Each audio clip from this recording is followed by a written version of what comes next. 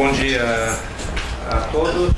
Eu gostaria de realmente agradecer a gentileza do professor Marcelo Baqueiro ter aceitado o convite para falar para nós sobre a questão da sua proposição da teoria da democracia inercial e também para nos apresentar o seu livro mais recente, A Democracia Inercial, onde ele apresenta essas ideias e desenvolve a base de dados que a sustenta.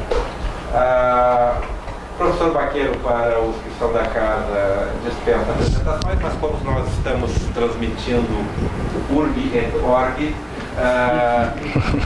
só para... Eu conheço o professor Baqueiro, doutor em Ciência Política pela Florida State University, nos Estados Unidos. É professor dessa universidade, essa altura há 40 anos, não, Marcelo? 40 anos. Há 40 anos. E, entre outros erros que ele cometeu na história, foi meu orientador no doutorado. Vários discípulos aqui. Eu agradeço a disponibilidade do Baqueiro estar conosco hoje. E passo a palavra desde já para que ele faça a sua apresentação. Obrigado. Muito obrigado ao Rodrigo. É um prazer ter colegas aqui prestigiando a fala que vou fazer. E fico muito feliz de ter algumas pessoas que estejam interessadas em conhecer um pouco de formas alternativas de pensar a democracia. Então, só repetindo, não com tanto impacto. Dizer que onde não existe igualdade social, na minha opinião, não existe democracia. E aí, o que eu pretendo conversar com vocês, na verdade, não é propriamente uma palestra formal, mas eu gostaria muito de iniciar fazendo um intercâmbio de ideias. Por exemplo, quantos de vocês diriam que a América Latina é uma região democrática? Que nós vivemos atualmente numa região democrática? Muito céticos. Com medo. Bom, a pergunta é, quais são as dúvidas que vocês têm? Por que não seria democrático? Ou por que teríamos uma certa dificuldade em tentar conceitualizar a América Latina como uma região democrática? Depende do que se considera para a democracia. Ok. Provavelmente, pensando em termos de eleições, pode ser que se considere democrático. Uma regularidade de eleições, democracia nesse sentido pode se considerar como democrático. A questão é quantos países tiveram esse processo contínuo nos últimos 20 ou 30 anos e quantos tiveram afastamentos, golpes, etc. Bom, se fosse uma aula, nós passaríamos aqui uma hora tentando decodificar todos os conceitos de democracia. Como não temos esse tempo, eu só quero estabelecer o seguinte ponto, que algumas das reflexões que me levaram a pensar sobre uma maneira diferente de ver a democracia, o desenvolvimento da democracia na América Latina, foi precisamente uma confusão conceitual sobre o que é democracia. Então, o primeiro pilar sobre o qual eu vou construir a ideia da teoria democrática é a constatação de que na literatura sobre a América Latina, tanto histórica como contextual, não há uma clareza sobre o que é democracia. E se não há essa clareza sobre o que é democracia, nós temos um problema de natureza conceitual. Vai ser aquilo que cada um de nós interpreta como sendo um sistema democrático. Bom, isso gera uma dificuldade de operacionalidade para examinar o que é democracia. Então, a minha segunda pergunta é a seguinte. Vocês acham que nós vivemos uma crise democrática na América Latina?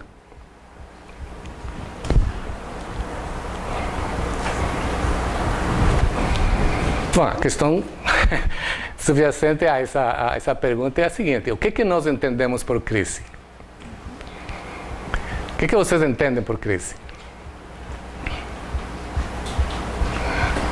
Bom, novamente, se tivéssemos meia hora... Mas, desculpe, alguém ia falar. Não, a capacidade que o sistema não tem de responder às questões da governança, dar respostas. Precisamente seria isso. Que existem diferentes definições de democracia, né? Uma das que eu utilizo, né, para fundamentar meu livro sobre inércia democrática é aquilo que o professor Everton falou, né? A ideia de que uma crise ela se manifesta quando as instituições ou os atores que estão supostos a desempenhar determinado papel assim não o fazem. Então a pergunta é: vocês acreditam que os partidos políticos estão desempenhando a sua função de representação das reivindicações do Estado, da sociedade perante o Estado a contente? Vocês acham que o jurídico funciona bem? O legislativo funciona bem? De acordo com quem? Essa é uma outra pergunta. Tá? O fato é, nós podemos concordar que essas instituições funcionam ou não funcionam bem.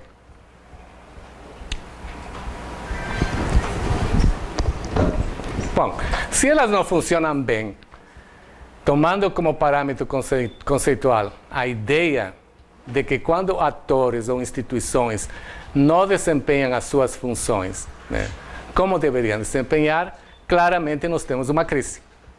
Tá? Então, se os partidos, cujas funções essenciais são a de ser um canal de transmissão das demandas da população perante o Estado, se esse papel não é alcançado satisfatoriamente, nós temos uma crise. Não sei se vocês concordam com isso. Tá? Se o legislativo não legisla para a população, mas legisla em causa própria, nós temos uma crise.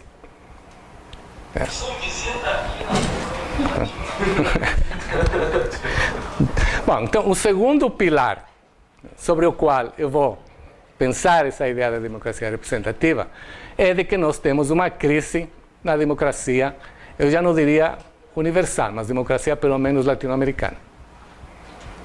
Então nós temos um problema de natureza conceitual e um problema de natureza funcional, que se manifesta, portanto, numa crise. A partir daí, se nós concordamos de que essa crise ela pode ser observada a olho nu, nós não precisamos pesquisas, como diria o Piketty, né? Muitas vezes o cientista político se prende muito ao uso de dados quantitativos, usos formais, e esquece aquilo que está observando na realidade, né? A olho nu nós estamos observando que nossos países não estão indo bem. A desigualdade social aumenta, né? E, no entanto, existe toda uma corrente, tanto do ponto de vista da estrutura governamental, como uma parte do pensamento predominante na academia, de que tudo está bem. E que, na verdade, só temos que ajustar um ponto aqui, um ponto lá, porque a democracia ela está solidificada, né? E um dos grandes responsáveis por isso foi o Fukuyama, que criou aquela ideia de que a institucionalização da democracia liberal representativa significava o fim da história, né? E que, portanto, daí para frente, do ponto de vista da teoria da escolha racional, era só desenvolver economicamente um país que todo o resto se encaixaria e em pouco tempo teríamos sociedades altamente igualitárias do ponto de vista social, né?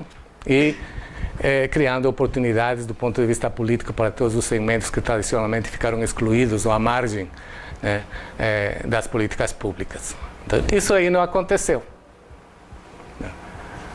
Portanto, do ponto de vista de uma retrospectiva teórica, na minha opinião, e tudo está em debate aqui, né, grande parte das teorias sobre democracia, elas estancaram num determinado ponto, que para efeitos de discussão poderíamos dizer que foi o momento em que Fukuyama declarou o fim da história.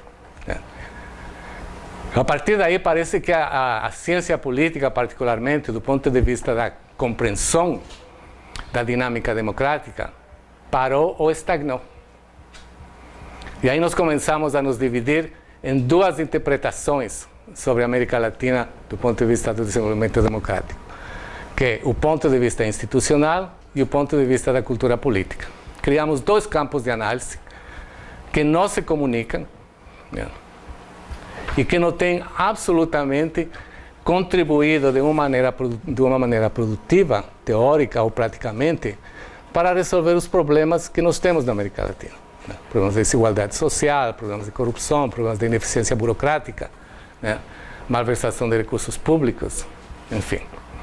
Bom, são essas reflexões, né, que ao longo de uma trajetória acadêmica eu fui examinando, que me levaram a esse ponto, né, de constatar essa aparente estagnação, pelo menos do meu ponto de vista, nas reflexões teóricas sobre democracia.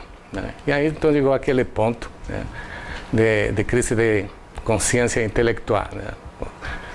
Daqui para onde que vamos daqui para frente? Né? Então, reconhecendo, né, que os avanços do ponto de vista da teoria democrática ou teorias democráticas sobre democracia, elas estagnaram, propiciando uma única dicotomia compreensiva ou institucional ou da cultura política, o processo de construção de conhecimento que poderia propiciar as bases ou as raízes para construir uma democracia mais eficiente do ponto de vista contextual na nossa região, se fazia necessário. Né? E aí eu fiquei pensando, bom, como é que poderia, né, pensar num modelo alternativo? As teorias que, na minha opinião, pararam, né, de progredir nessa reflexão sobre desenvolvimento democrático. E aí, um dia eu estava lendo um livro sobre física, né, que falava sobre a inércia. Né? O que significa a inércia do ponto de vista da física? Né? E de uma maneira bastante simplística, a inércia simplesmente significa que quando dois elementos, né, deveriam se movimentar simultaneamente e paralelamente na mesma direção, né, num determinado momento, um desses elementos vai na direção esperada e outro elemento vai na direção contrária. E quando eles se encontram, cria uma inércia. Né? É como se fosse um liquidificador, que você já tem visto, né, que ele vai girando, girando, em torno vai ter um movimento fantástico, mas no centro tem um buraco, né, e nada se mexe. No meio, nesse buraco, é que está localizada a inércia. Ou seja, independente do que está acontecendo aqui dentro não acontece nada. Bom, a partir dessa ideia, o economista Mário Henrique Simonsen, brasileiro, que todo mundo aqui conhece, né, ele criou um conceito chamado da inflação inercial. Né? E o que significava a inflação inercial para Mário Henrique Simonsen? Era a ideia de que os países, né, que têm inflação alta, eles acabam desenvolvendo ou transmitindo comportamentos altamente erráticos e inconsistentes na população. Então, quando a inflação aumenta, né, a tendência de todo mundo é aumentar os preços dos seus produtos ou serviços. Né? Então, teria um processo contínuo lógico. Aumenta a inflação, aumentam os preços. O que acontece quando a inflação começa a cair e os preços continuam a aumentar? Segundo o Mário Henrique Simonsen, se cria uma memória inflacionária. Ou seja, as pessoas se acostumam a viver, né, com a ideia de que, mesmo que a inflação esteja controlada, ele está na obrigação, por um hábito cultural, como meu amigo Sorsi diria, a enculturação, né? Por um hábito cultural, eles continuam aumentando o preço, mesmo que a inflação esteja controlada. Né? Então, essa seria a chamada inflação inercial. Bom, aí me veio a ideia, né? Como é que eu posso transportar esse conceito para a teoria democrática? Será que a inércia tem algum impacto no processo de construção democrática dos nossos países? E aí que me veio então a ideia de criar o conceito de democracia inercial. Né? E fui então atrás de dados para construir esse conceito. E basicamente a minha hipótese no livro que eu proponho, né, a partir desse conceito de democracia inercial, que já vou explicar como é que ele foi construído, a hipótese é de que quando avanços econômicos e investimentos sociais no campo da América Latina são insuficientes, eles criam uma assimetria com a cultura política. Ou seja, independente de você ter desenvolvimento econômico moderado ou positivo, independente de você ter investimentos sociais razoáveis, né, pela prática da inércia do Estado e das suas instituições, esses benefícios do desenvolvimento econômico moderado ou positivo ou de investimentos sociais, eles não revertem para as demandas, ou não demandas, para as necessidades prioritárias da sociedade. Então você cria um sistema onde, por isso que vai explicar a divisão entre institucionalismo e cultura política. Você cria um sistema, né, onde não se questiona mais o conceito de democracia, mas passa-se a questionar a qualidade da democracia.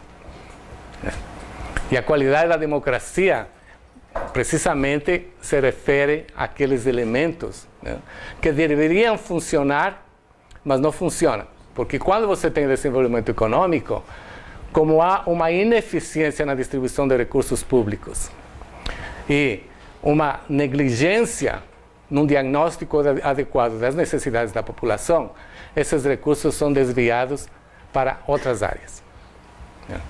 Acaba se criando uma sociedade rentista, na verdade ele volta para as elites. Então você tem o caso, por exemplo, no governo Lula, né, que no início, por uma iniciativa absolutamente positiva e meritória, ele aumentou, por exemplo, a expansão de crédito para a população. Se vocês lembram, na época de Fernando Henrique Cardoso, o crédito, né, para a população estava na faixa de 7% a 10%. Quando Lula entrou, ele criou, né, a concessão de crédito e aumentou para quase 40%. Que foi uma medida absolutamente, vamos dizer assim, positiva. Positiva do ponto de vista teórico, no sentido de que o que era esperado desses investimentos. Então se esperava, né, que com o crédito as pessoas teriam mais capacidade de consumo. Essa capacidade de consumo incidiria, né, na dinamização da economia, geraria mais emprego, geraria mais recursos para o Estado, né, e entraria o Estado num círculo virtuoso de desenvolvimento econômico e, por consequência, de desenvolvimento político ou desenvolvimento democrático. O que foi que aconteceu? Independente da decisão tomada ter sido muito meritória, não, e adequada no momento em que foi implementada, não se pensou nos elementos complementares que geram uma estabilidade democrática. Quais são eles? Primeiro, a manutenção do poder aquisitivo da população. Segundo, o controle da inflação. Terceiro, investimentos em atividades de natureza produtiva. E quarto, na requalificação da mão de obra. Ou seja, aquelas pessoas que foram desempregadas pela tecnologia seriam requalificadas para ingressar no mercado de trabalho, né, com uma capacidade produtiva maior. Bom, uma das coisas que, como nós cientistas políticos aprendemos, né, é de que, e por isso que, pelo menos na minha opinião, somos cientistas políticos, é que nós não acreditamos na lógica unilinear da economia, né? Os economistas, como eles partem da teoria da escolha racional, né, eles se posicionam sempre, né, partindo do pressuposto de que a lógica comportamental da população vai se dar de acordo com as expectativas teóricas que eles colocam no modelo, né? Então, vocês ouvem qualquer governante aí. Ontem eu estava ouvindo aqui o ministro o chefe do ministro da Casa Civil, né, o Lonick Lorenzoni. Eu estava ouvindo ele falando sobre como a reforma da Previdência, né, vai beneficiar, né, a população como um todo, né? Aí vocês podem pegar um ministro do Chile, do Equador, Colômbia, dos Estados Unidos, é o mesmo discurso de natureza econômica, né? A reforma da Previdência vai criar expectativas positivas que, por sua vez, vão permitir investimentos no país, que, por sua vez, vão permitir o aumento da produtividade econômica, vai aumentar o emprego, né? E, enfim, todo mundo vai ser feliz. Essa história nós ouvimos desde a época de Roma. Né? Mas, como o pensamento predominante na burocracia estatal é de natureza econômica, né, é essa lógica que se institucionaliza.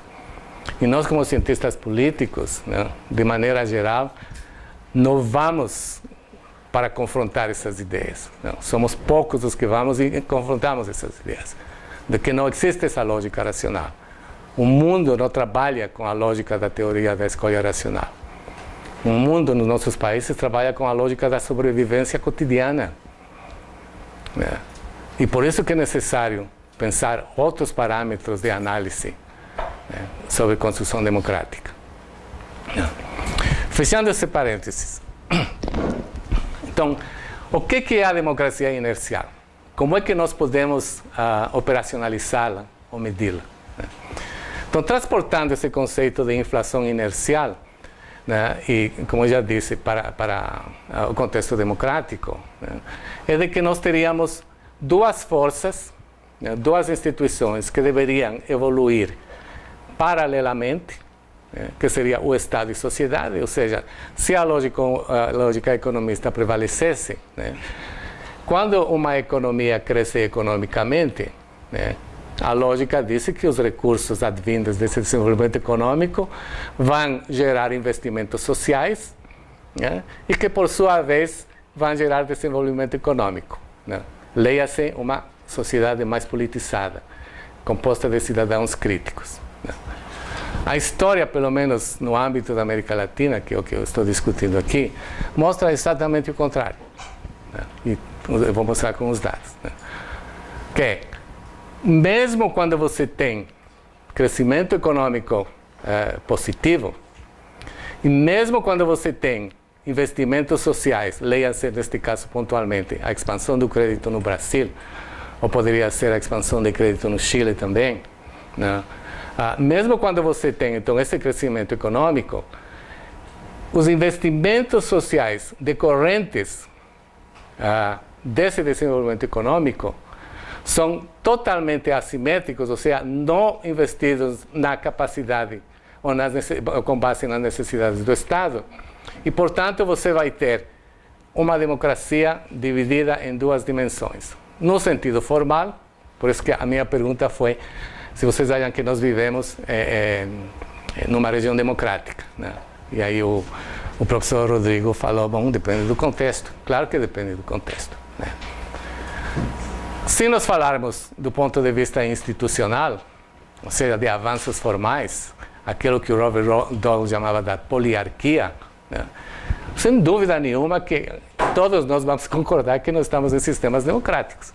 Né? Temos eleições a cada 4 anos, temos partidos políticos funcionando, temos, dentro de certos parâmetros de razoabilidade, a população aceitando, né, como legítimo quem assume o poder. Né?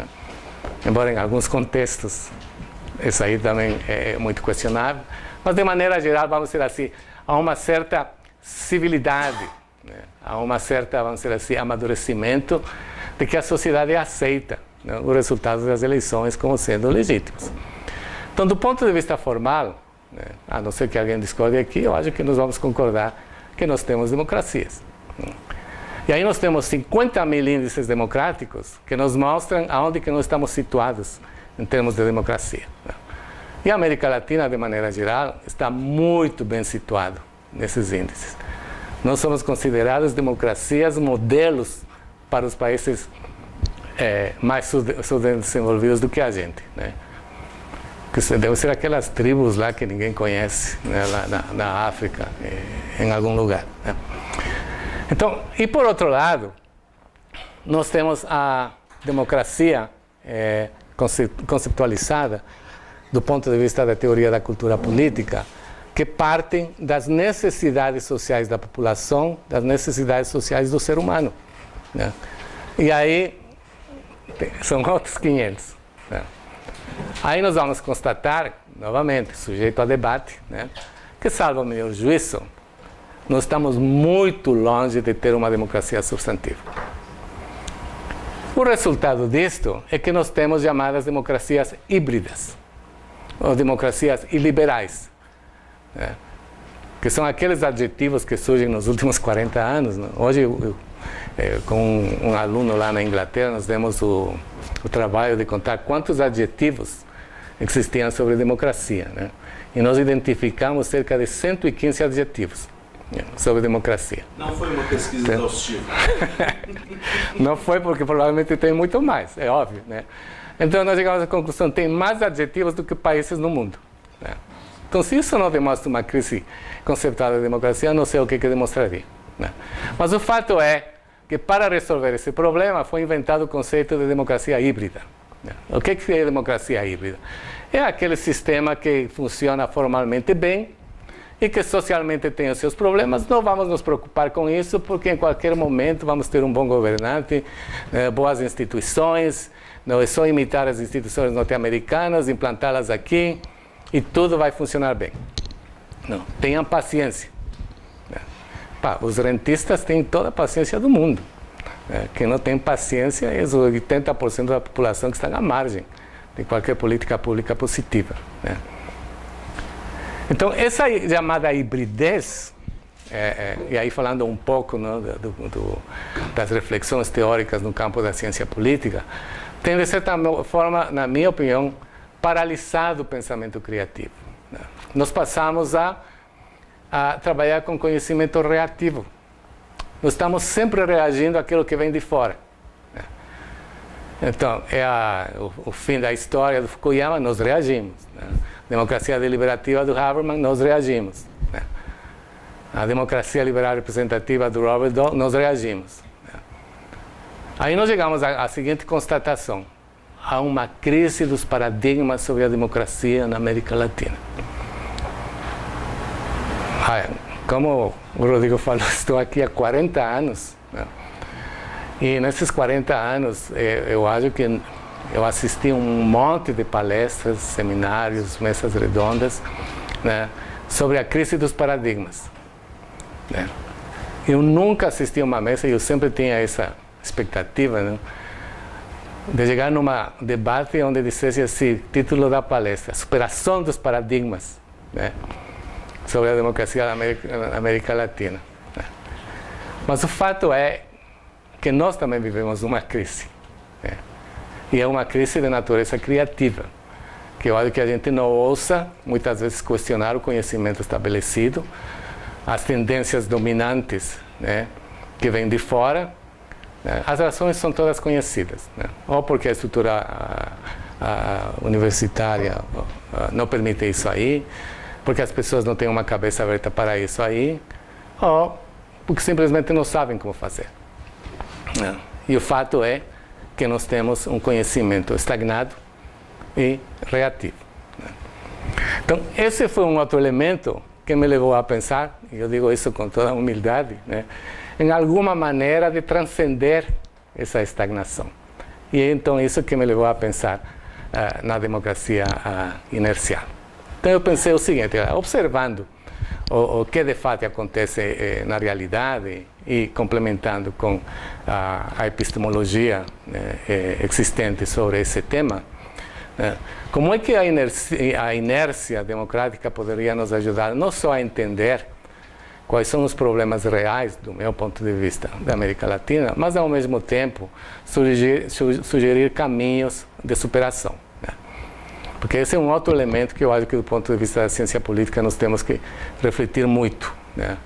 Eu acho que muitas vezes a gente acaba ficando no diagnóstico, né, e não vai para a solução, né? E muitas vezes, isso me lembra de uma história que eu sempre contava para meus alunos, né, para diferenciar entre o intelectual orgânico e o intelectual de laboratório, né? Então a história, se eu me lembro muito bem, era mais ou menos assim: uma vez chegou um aluno na sala do professor, né, para perguntar para ele, né, quais eram os problemas do país, né? E aí o professor, ele nem conseguia chegar ao professor, porque o professor tinha 60, 80 livros na frente dele, né, que estava lendo, né? E aí perguntou ao professor: bom, aí ele disse: não, eu já tenho escrito um livro sobre isso, né? E aí ele falou: mas professor, e como é que resolvemos esse problema? Aí ele falou: bom, aí já não é da minha conta, Não, eu já passei 20 anos escrevendo um livro, agora alguém que leia e se preocupa em resolver o problema, né? Então, esse exemplo ilustra um pouco o que seria um intelectual de laboratório que está na sua sala, refletindo sobre os grandes problemas macroestruturais, né? Gerando soluções absolutamente normativas, em relação ao intelectual orgânico, que seria aquele sujeito que está tentando, mesmo em escalas microsistêmicas, resolver um problema. Eu acho que esse é um dos grandes dilemas que nós temos no campo da ciência política, né? De como sair do conhecimento ortodoxo tradicional para um conhecimento de natureza analítica simbólica, né? Ou seja, não simplesmente diagnosticar o que está errado, mas como é que nós podemos sugerir saídas para aquilo que está errado, né? Então é muito fácil dizer para vocês o que nós deveríamos fazer para resolver o problema do desemprego, né? Aí vai dizer, gerar emprego. É lógico, mas é normativo. O problema não é gerar emprego. Como é que vamos gerar emprego nas condições que nós estamos, né?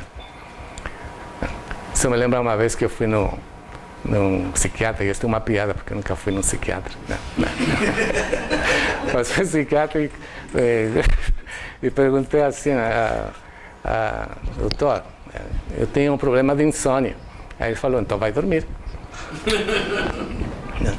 Então, é muito. Estou utilizando esse exemplo para mostrar o que é a normatividade na ciência política, né? Que é muito mais fácil a gente trabalhar com o conhecimento, né, estabelecido, né, conhecimento de prateleira, e que geralmente é um conhecimento que vai ter resultados absolutamente descontextualizados, né? Isso me lembra na época, por exemplo, das eleições, né, em que se queria testar o grau de confiança da população nos candidatos. E aí as pesquisas, de maneira geral, mostravam que o FHC estava caindo em popularidade. E aí um cientista político lá do Nordeste, muito conhecido, não me lembro o nome dele agora, mas ele fez uma pesquisa que mostrou o contrário. Ele mostrou que não havia, né, essa desconfiança da população em relação ao Fernando Henrique Cardoso. Obrigado. Né? E aí o Lavareda, o que ele fez? Ele fez uma pesquisa, né, por telefone, onde ele mostrou que, na verdade, a população confiava, sim, no Fernando Henrique Cardoso. Como é que fez essa pesquisa? Ele fez uma pesquisa via telefone, em que perguntava para as pessoas, você compraria um carro usado do FHC? Né? Por que ele fez essa pergunta? Porque nos Estados Unidos, né, comprar um carro usado implica, né, numa relação de confiança, né? Então, ele fez a mesma pergunta aqui, as pessoas não se impõem, não interessa se eu vou comprar um carro, né? Então, 70% das pessoas responderam que comprariam um carro. Aí o Lavareda chegou à conclusão que, ao contrário de que todas as pesquisas estavam mostrando, no fundo, com a pergunta correta, aspas, né, ele estava demonstrando que havia grande confiança da população no FHC. Então, por aí vocês veem que muitas vezes o conhecimento, quando depende muito também da tecnologia, da estatística, que embora seja absolutamente essencial, na minha opinião, na formação de um cientista político, se ela não é usada com juízo, com cautela, ela pode levar à manipulação de dados, né? E pode levar a resultados absolutamente desastrosos.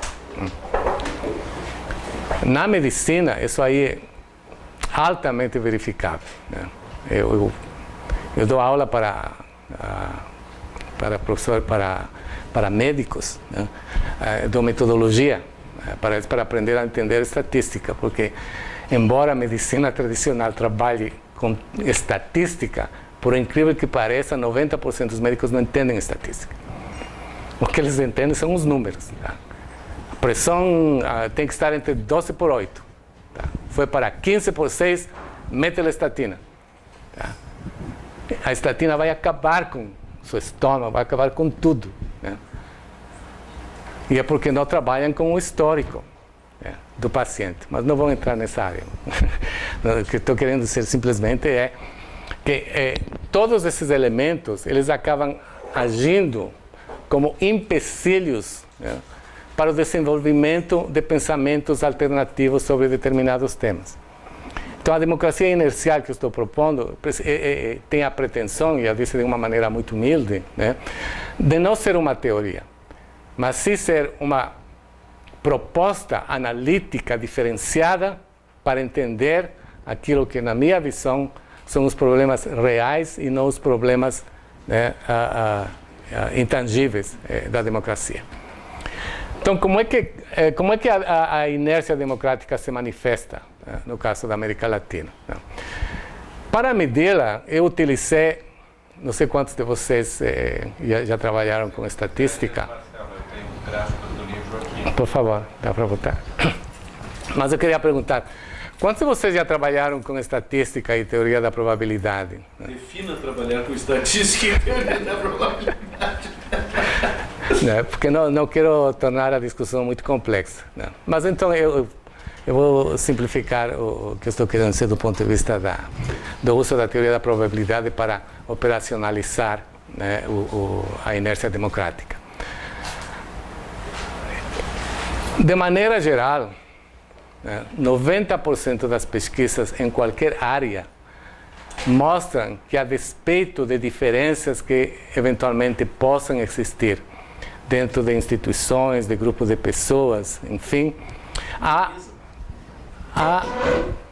uma certa normalidade. Se tu colocar só a... À esquerda, Rodrigo. Aí. Tu só coloca a curva normal, Rodrigo. Isso é aqui embaixo, ali, ó. Aí, ó. Isso, esse é o arquivo, ó. Do lado. A pastinha. A pastinha do lado. Do lado, Rodrigo, do lado. À esquerda. Esquerda. Bom, enquanto o Rodrigo vai encontrando... Não... Minimizar a tela para ficar aqui à esquerda. Presta a tua caneta aí, Henrique. Presta a tua caneta aí. A caneta. Tá. Do lado tem uma pastinha. Aí, abre. Tá. Bom, enquanto eles não encontram, eu já encontrei uma solução, tá? Isso aqui que é uma curva normal, tá? O que significa uma curva normal? Para entender de uma maneira mais simplificada, eu acho que talvez eu possa utilizar alguns exemplos da medicina e depois utilizar os exemplos na ciência política, né? Quando você vai no médico, né, que vai para avaliar sua pressão, né, ele considera que 12/8 é normal. Da onde que surge essa ideia de normalidade? É que ao longo dos últimos 40 anos, as pesquisas mostraram que 99% das pessoas, 93% das pessoas com 3 desvios ao padrão, se situam entre 12/8. Né? Então, isto é uma normalidade. Isso criou uma normalidade. Né?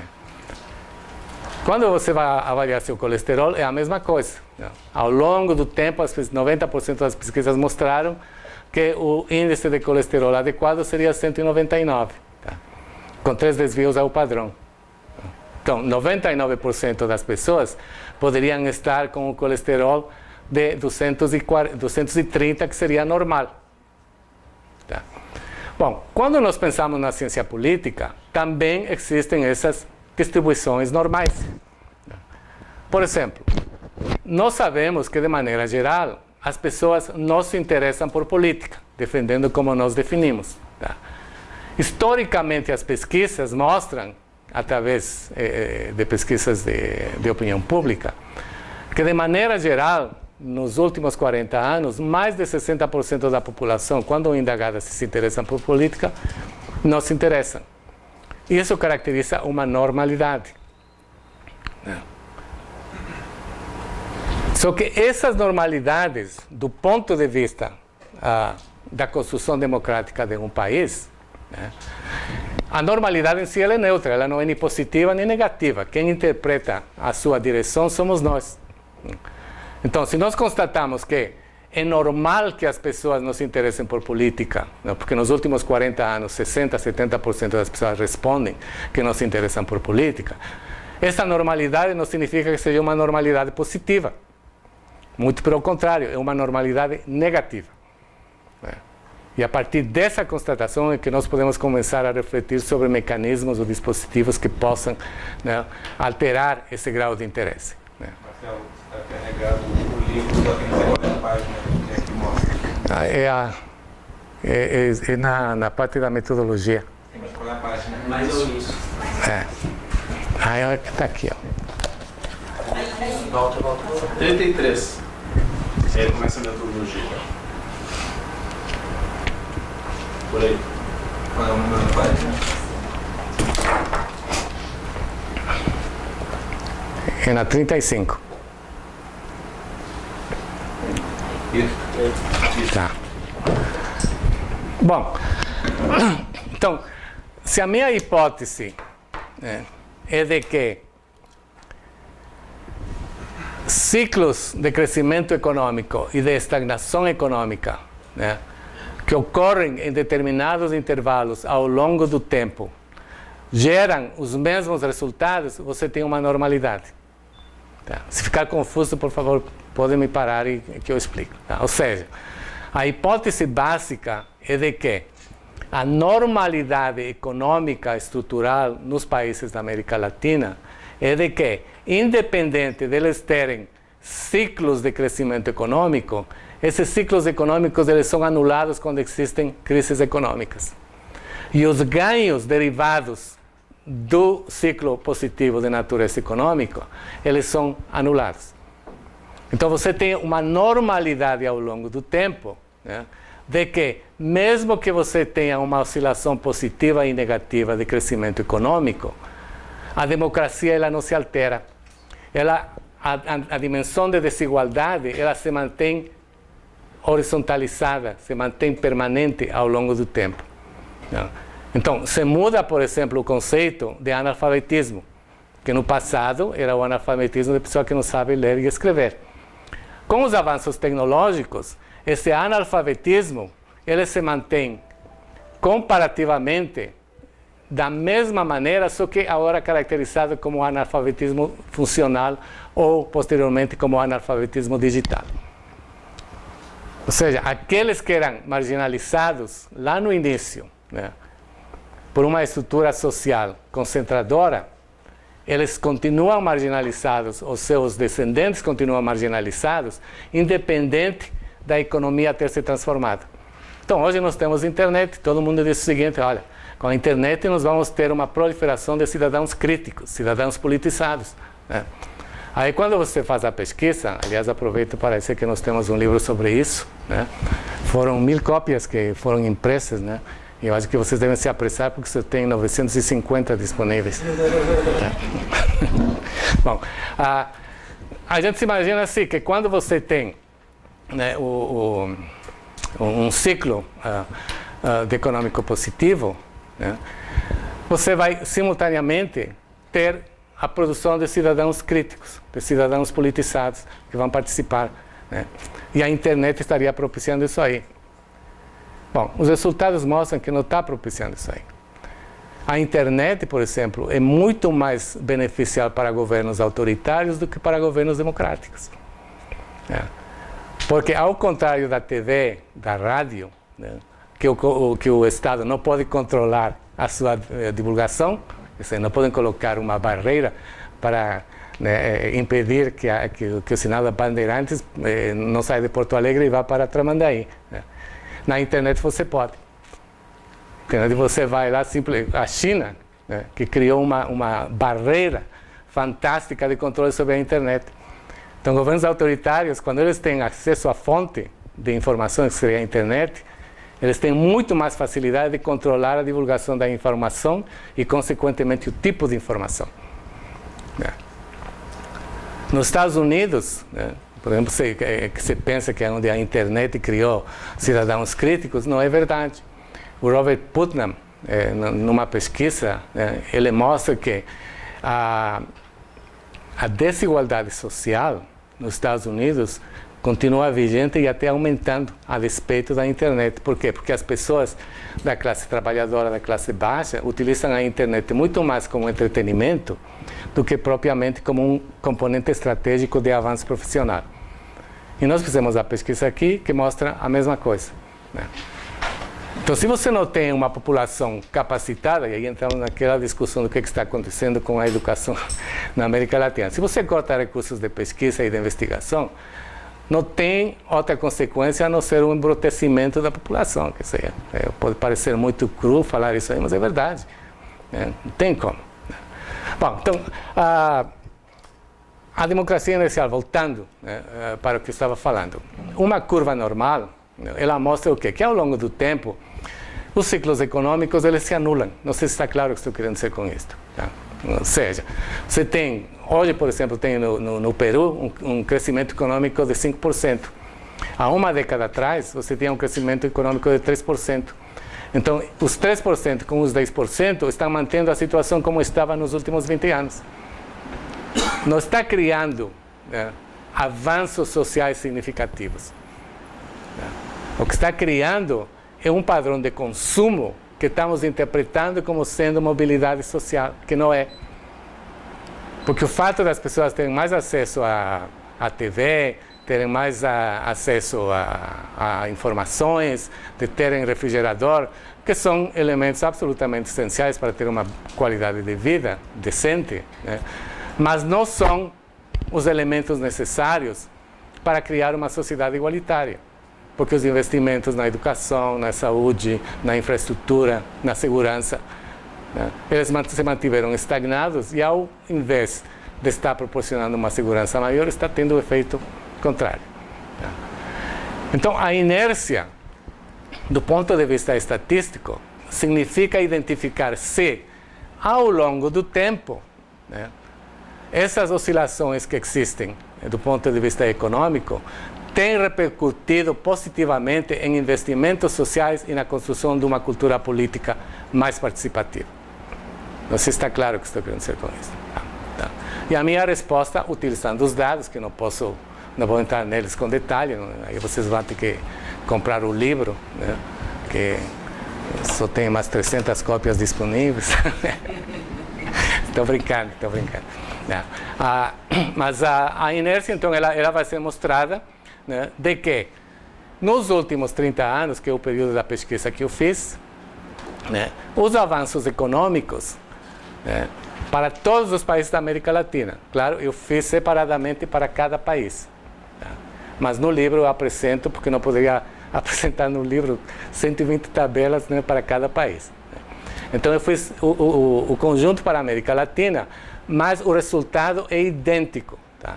Com poucas divergências. Estatisticamente, eles são idênticos. Ou seja, nos últimos 30 anos, independente das oscilações positivas ou negativas do crescimento econômico, você tem uma estagnação de investimentos sociais. Esse é o fato fundamental. Tá? Não houve, do ponto de vista real, aumento nos investimentos sociais. O que houve foi um aumento nominal, ou seja, uma reposição daquilo que foi comido pela inflação anteriormente. E é por isso que nós temos a situação que nós temos. Então, esses 30 anos, o que eles estão nos mostrando, não, do ponto de vista do desenvolvimento democrático? Não? E aí eu utilizo uma frase, né, do O'Donnell. Qual é o primeiro nome dele? O Guilherme O'Donnell. Né? Pá, a idade está me pegando. Não é a idade, às vezes pode ser a idade. Who cares? Quando o Guilherme O'Donnell se refere para a América Latina, e ele tem a seguinte frase, né, parafraseando o Robert Dodd, né, que ele diz que a única certeza que nós temos, né, na América Latina é a incerteza. Tá? E aí os economistas interpretaram isso aí como sendo positivo, né? Porque quanto mais a população está incerta das coisas, mais ela pressiona os governantes, né? E, portanto, teria um efeito positivo, né? Parte do pensamento predominante no Brasil e na América Latina utiliza esse argumento, né? Ame a incerteza e serás democrático. Né? Que, na verdade, são só palavras, porque quando você vai ver a realidade, o Guilherme Adorno tem razão. Porque a única certeza é incerteza, mas no sentido negativo. Né? A única certeza que nós temos, né? E aí essa frase, salva o melhor juízo, é minha. Né? Não consegui patenteá-la ainda. Né? De que a única certeza que temos sobre a América Latina é a estabilidade da instabilidade. Tá? E um dos efeitos positivos disto, né, é para o cientista político, é muito positivo, é que todos nós estamos certos. Tá? Se alguém aqui diz para mim que na próxima eleição o Neymar vai ser presidente da República, tá? Eu posso dizer, está viajando na maionese, mas vai que ele é presidente. Ela estava certa. Imagina a genialidade de poder ter antecipado esse resultado. Né? Então, no fundo, a incerteza e a instabilidade geram condições que nos permitem falar as maiores bobagens que podem dar certo. Então, qual é o papel? E aí eu entro nas conclusões, porque para ter tempo para debater, né? Quais seriam algumas das conclusões partindo daquela ideia que eu coloquei no início, de que o conhecimento não deve ser simplesmente a reprodução daquilo que está estabelecido, mas pensado do ponto de vista do analismo simbólico em termos de soluções, né? Obviamente que perspectivas institucionais e perspectivas da cultura política, eles têm que andar juntas. Essa é a primeira constatação. Quem, por um eventual interesse ou por um eventual dogmatismo, separa essas duas dimensões, está, de certa maneira, imobilizando a nossa capacidade de refletir de uma maneira holística sobre como resolver os problemas. É evidente que instituições são importantes, é evidente que a lei é importante, regras são importantes, mas as regras não operam no vazio. As instituições não operam, né, por vontade própria, elas operam porque quem que criou as instituições? Fomos nós, é o ser humano. Né? Então aí que entra a cultura política. Partindo do reconhecimento de que instituições são fundamentais, né, nós temos que ver quem é que opera essas instituições e como é que essas instituições são operadas. Né? É a diferença entre assumir o poder e como é que se exercita o poder. Então, no campo da ciência política, fazendo uma transposição, né, a ideia básica por trás dessa ideia da democracia inercial, né, é que nós temos que transcender essa dualidade, né, e pensar como um todo. E isso é muito difícil para quem trabalha com ciência política, né, porque nós temos que aprender a teorizar. Né, e essa é uma deficiência imperdoável, na minha opinião, que nós temos na estrutura universitária. Nós não somos ensinados a construir teorias nas disciplinas de metodologia e pesquisa. Né? São poucos professores que estão presentes aqui que têm essa preocupação. Mas, de maneira geral, nós lemos teorias, mas não sabemos como construir uma teoria.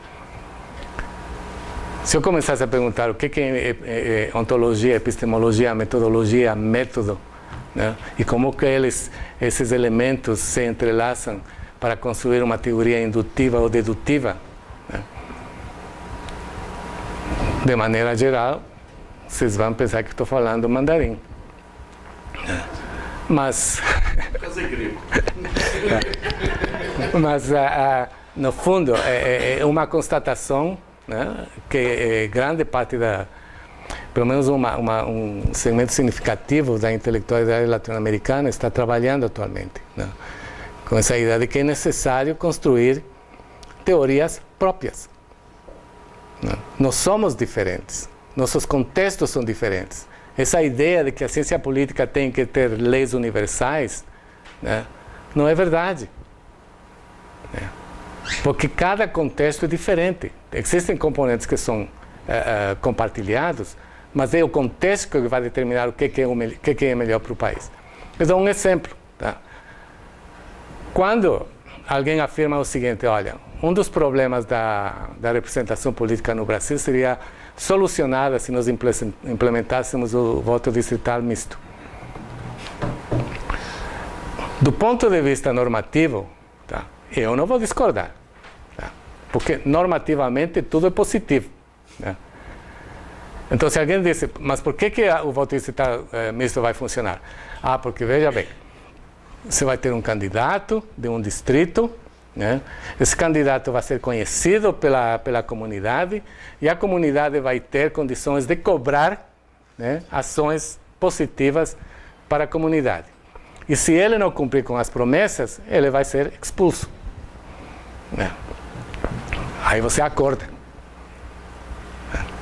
Porque não é verdade isso aí. Porque pressupõe o quê? Um dos processos de construção democrática é trabalhar com pressupostos. O pressuposto é que você vai ter uma comunidade participativa, atenta e com capacidade cognitiva. Pergunta real, você acredita nisso? Então, normativamente, maravilhoso, vamos fazer isso. É aquele negócio, né? Tem problema de insônia, vai dormir. Então, a inércia democrática, ela se manifesta de que maneira? Se manifesta, em primeiro lugar, pela manutenção de uma memória histórica, né? De que o passado sempre foi melhor. E isso aí se manifesta de uma maneira tão distorcida de que as nossas pesquisas mostram que muitos jovens, né, acreditam que um governo militar seria melhor que um governo democrático. Nunca tiveram experiência com governos militares. Mas essa memória inflacionária ou memória histórica do passado, através do processo de socialização política, institucionaliza valores, né, que as pessoas passam a acreditar dentro daquela perspectiva de enculturação. Ou seja, as pessoas vivem, né, num sistema híbrido, contraditório, desigual, e essa é a realidade, e é isso que vai interessar para o resto das suas vidas. Então, quando se fala que a juventude é o futuro do país, né, a questão é qual é o tipo de juventude que nós estamos falando, quem é que nós estamos preparando, qual é a diferença dessa juventude agora com a juventude anterior e que supostamente vai nos levar por melhores caminhos. Então, essa é uma das características fundamentais, né, da democracia inercial, né, é preservar essa memória histórica, uma memória negativa. Do ponto de vista econômico, ele institucionaliza a ideia de que os avanços econômicos são a solução para todos os males. Basta crescer econômica que todo o resto se ajeita. Bom, a história tem se encarregado de negar isso aí. Não tem acontecido. Né? E a probabilidade disso acontecer, né, podemos utilizar dados aqui, não dá tempo para isso, é muito remota. É muito remota. Né? Não se trata de ser pessimista. Né? Mas a probabilidade dos nossos países melhorarem seguindo esse capitalismo predatório que existe hoje é mínimo. E os dados estão aí para mostrar. A concentração de renda, né, nos nossos países, nos últimos 20 anos, tem aumentado absurdamente. Aquilo que o Piketty, aquele economista que escreveu sobre o capital, fala. Né? Quando a taxa, né, de retorno de investimentos especulativos são maiores que a taxa de retorno em atividades produtivas, nós temos uma crise econômica que dificilmente será resolvida. Não. Bom, então, para finalizar, o que eu proponho, né, para sair dessa situação? Não. Bom, não proponho nada, porque eu já escrevi o livro, os outros que... Humildemente, a minha ideia é que, levando em conta a importância das instituições, das regras, das normas, que elas são absolutamente essenciais, é necessário trabalhar com o ser humano, com a cultura política. Né? E aí eu trabalho, ou proponho pelo menos trabalhar, e eu tenho trabalhado, aplicado isso aí, o processo de empoderamento emancipatório do Paulo Freire. Né? Como trabalhar com processos de capacitação cognitiva, de empoderamento das pessoas para que se tornem sujeitos mais protagonistas, mais participantes, saindo da dimensão confortável do normativismo e indo para a ação.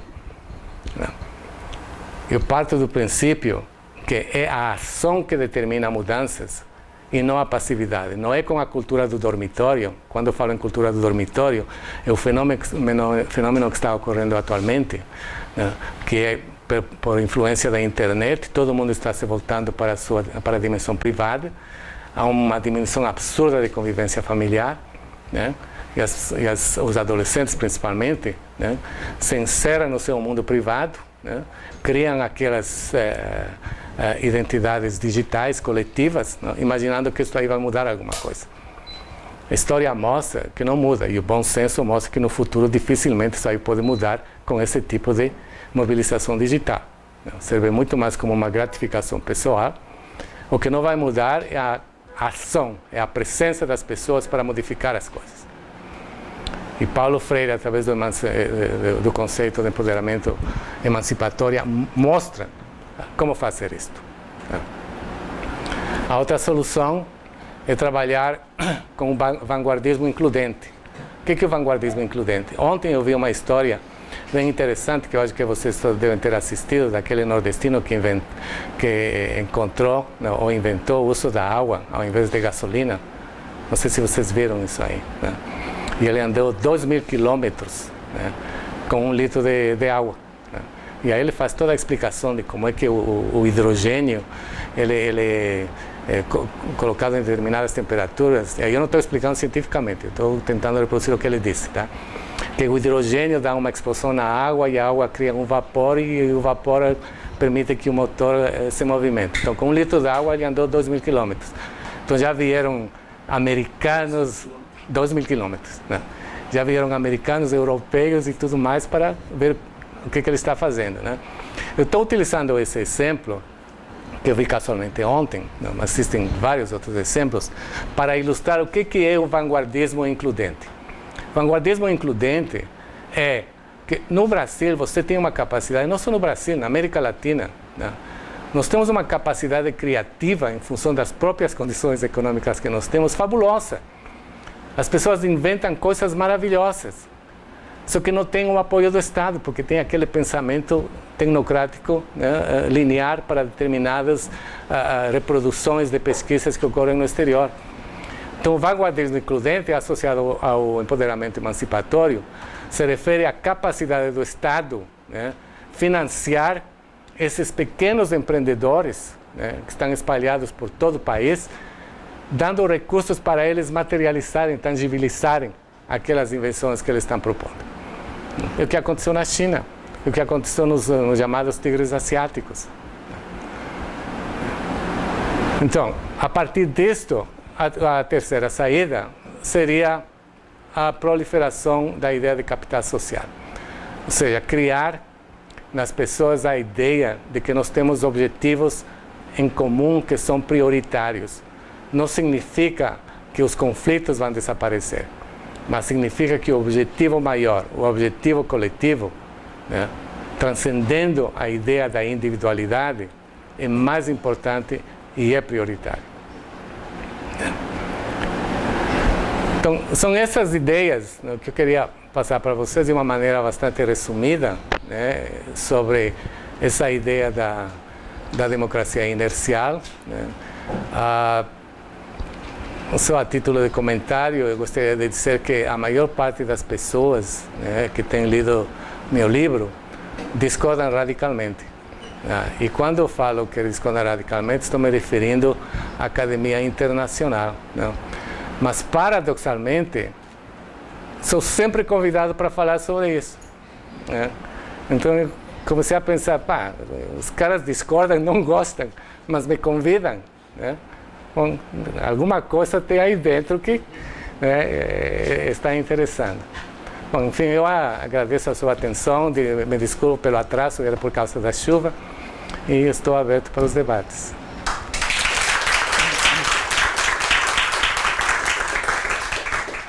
Eu gostaria de convidar o professor Henrique Castro, que gentilmente se dispôs a fazer uma provocação, fazendo comentários sobre depois da provocação do Henrique,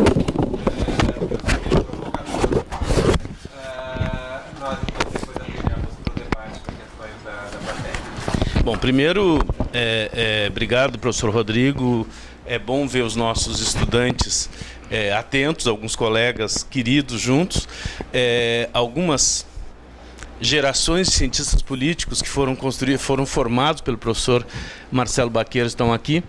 E, bem, antes de começar, eu quero fazer um gesto simbólico de entregar ao professor Baqueiro a caneca do World Value Survey. Essa caneca que... o simbolismo dessa caneca é o seguinte: a Pesquisa Mundial de Valores é a maior rede de cientistas políticos e cientistas sociais do planeta, e a maior pesquisa em andamento no mundo sobre ciências sociais. E ela está aqui na URGS. Ela está aqui na URGS por causa do professor Baqueiro. O professor Baqueiro, ao construir esse grupo de cultura política, que é o mais antigo e o mais ativo do país, ele permitiu iniciativas como essa. Então, Marcelo, isso é mais do que um reconhecimento da tua importância na ciência política brasileira e na cultura política brasileira, que não é tão reconhecida por razões óbvias. Narciso não gosta, acha feio o que não é espelho, diria Caetano. As pessoas não gostam do que não é igual a eles. E o fato de tu dizeres que esse livro não está sendo aceito pela academia só me faz pensar que ele está certo, ou vai no caminho certo. E aí, Rodrigo, diferentemente do que tu espera, talvez seja a primeira vez que eu vou sentar ao lado do professor Baqueiro num debate que eu vou concordar com ele. Né, Marcelo? Assim, há anos nós sentamos e as pessoas veem nos olhos e pensam que quem não nos conhece pensa que nós somos inimigos. O Marcelo é um dos maiores amigos que eu tenho e é uma pessoa que eu respeito muito, apesar de sempre ter tido algumas divergências pontuais, algumas coisas que nós sempre discutimos. Isso aí é mais respeito pela idade. Bom, quem está com cabelos brancos aqui sou eu, aliás, os poucos que restaram. O que o professor Marcelo nos traz aqui, esse livro e esse conceito de democracia inercial, além de ser uma obra de maturidade, como ele coloca bem, maturidade no sentido melhor da palavra, não de idade, ou seja, reflexão de 40 anos, né, Marcelo? Mais de 40 anos, na verdade, reflexão sobre um tema central na ciência política, que é a democracia. E eu acredito que o professor Marcelo Baqueiro, de fato, encontrou algo bastante importante, porque ele constrói um conceito de ciência política que é analítico, como ele mesmo disse. Ou seja, não é um conceito, como tem sido os conceitos de ciência política, conceitos normativos e dogmáticos. Ou seja, se democracia é assim, o que não é assim não consta. Por isso, há conceitos como a poliarquia de Robert Dahl, que para a época foi um grande avanço, porque ele desideologizou, em certa medida, a democracia ao operacionalizá-la. Mas esses conceitos de democracia normativo, né, nunca estiveram de acordo com as nossas realidades. Pensem, a democracia tal qual nós a conhecemos e como ela tem sido hegemônica no mundo, ela é fruto de uma construção intelectual genial dos pais fundadores da democracia norte-americana, juntando com princípios humanistas dos revolucionários franceses. É isso que construiu a democracia que nós temos hoje. Ok, ela foi feita por uma situação específica, uma situação real dos revolucionários norte-americanos que construíram um rei civil, dentro de uma lógica porque eles tinham que se organizar contra o rei inglês, do qual eles se liberavam, e propuseram essa forma. Bom, isso virou uma completa forma de olhar o mundo de forma religiosa. Não se pode questionar a democracia. Por quê? Não sei por quê. Porque Deus quer? Não sei. O fato é que eles construíram isso, né, já faz alguns séculos, perto da história da humanidade nada, e desde então nós ficamos reificando esse conceito como se ele fosse absoluto e imutável. Nada é imutável para a sociedade humana. E o que o professor Marcelo Baqueiro faz com esse maravilhoso livro, recomendo bastante a leitura, é mostrar que esse conceito dogmático, esse conceito normativo construído para uma realidade histórica, ele precisa ser pensado no mundo real. E o mundo real é o que nós vivemos. Não é o que viveram os revolucionários americanos da Revolução Inglesa, da Revolução Norte-Americana, ou os revolucionários franceses da Revolução Francesa, ou mesmo os revolucionários da Revolução Inglesa. Ou seja, temos que, com base, como disse o professor Baqueiro, com conhecimento de ciência, nos ousando produzir conceitos, indo além da simples reprodução dos conceitos, olhando a realidade com instrumentos sofisticados que a ciência social tem hoje, permitir que nós avancemos o conhecimento sobre a sociedade. Ou seja, pararmos de olhar a democracia como um fetiche e olharmos como uma construção humana. Não é por outro motivo, né, Marcelo? Eu tenho orgulho de ter sido orientado no mestrado e no doutorado pelo professor Marcelo Baqueiro, que na minha tese de doutorado, os meus alunos, quem trabalha mais próximo de mim sabe que geralmente eu não falo das minhas coisas, mas hoje eu vou falar. Na minha tese de doutorado, né, Rodrigo, a primeira tese de doutorado defendida por um estudante regular nesse programa, houve 2 teses defendidas antes por professores também da universidade, que entraram na modalidade de defesa de tese, e um terceiro que entrou de maneira irregular no programa. Ou seja, o primeiro estudante que entrou no programa de maneira regular, numa seleção, e defendeu a tese, fui eu, seguido pelo professor Rodrigo. Na minha tese de doutorado, professor Baqueiro, eu falava justamente isso, né? Que nós temos que ter a mesma liberdade intelectual que tiveram os pais fundadores da democracia norte-americana para pensarmos como deve ser a democracia na América Latina.